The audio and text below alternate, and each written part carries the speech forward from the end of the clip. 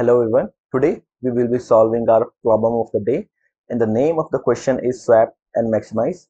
So let's see what we have.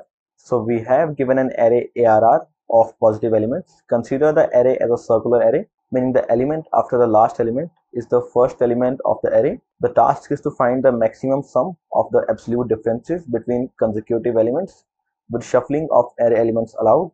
Shuffle the array elements and make A1 up to A of n such order that a1 minus a2 plus a2 minus a3 up to a of n minus a of 1 is maximized. So we have a circular array. By circular array, what we mean, in the circular array, the next element after the last element is our first element. And what we have to do, we have to shuffle the array elements such that the sum of the differences between our consecutive elements is maximum. So like here, sum of the first and second element, difference of the first and second element, plus difference of the second and third element, and difference up to last element and our first element. So sum of the differences of all consecutive elements needs to be maximum. We have to shuffle the array such that, right? So let's understand this question with an example. Here we have an example. The given array is 4 to 18, and the array which will have the sum of differences between the consecutive elements maximum will look like this. So let's see what will be the sum of differences of consecutive elements. So here by difference we are talking about the absolute difference. So we will be using modulus 1 minus 8, and now we have 8 minus 2, 8 minus 2, and now we have 2 minus 4, and now we have 4 minus 1. So these are the pairs that can be formed. Output will be 7. From here we have 6, here we have 2, and from here we have 3. So the result will be 18. The maximum sum of the absolute difference between consecutive elements between these elements will be 18. So now we have to reach to this final array. So how can we form this final array? Firstly, we will sort this array in ascending order. So after sorting, we will get 1, 2, 4, and 8. Now after sorting, we will be putting our smallest element with largest element and second smallest element with second largest element.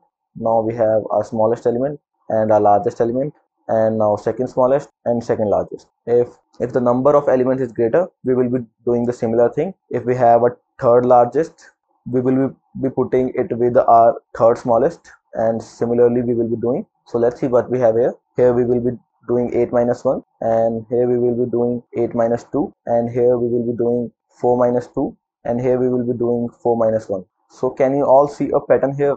So we are adding 8 2 times, and we are adding 4 2 times, and we are subtracting 1 2 times, and we are subtracting 2 2 times. So what we can do, we can write it like this: 2 into 8 plus 2 into 4 minus 2 into 1 minus 2 into 2. So what we will get, 16 minus 8 minus 2 minus 4. What we will answer, 14. 14 plus 4, 14 plus 4, which will give us the resultant 18. To solve this question, we will be using the greedy approach. Firstly, we will be sorting all the elements, and then we will be taking our first element with the last element, and second element with the second last element, and third element with the third last element. So let's see the solution. So here what we have created our sum. In the sum we will be storing the absolute differences between our consecutive elements, and here we have created our size of the array, and in this step we are sorting our array in the ascending order. And now here what we have done, we are running a for loop up to n by 2. With the help of this for loop, we are subtracting 2 into array of I. Array of I will be pointing at the first n by 2 elements, first half of the elements, and we are adding 2 into array of n minus I minus 1. This n minus I minus 1 will be pointing our second half of the elements, right? As the maximum value of n will be n by 2, will be n by 2 minus 1. So what we have here, for the I equals to 0, our array of I will be array of 0, and for n minus I minus 1 will be array of n minus 0 minus 1. So it will be pointing at our last element, n minus 1. And similarly, if I equals to 1, it will be pointing at our array of n minus 1 minus 1, which will be our array of n minus 2.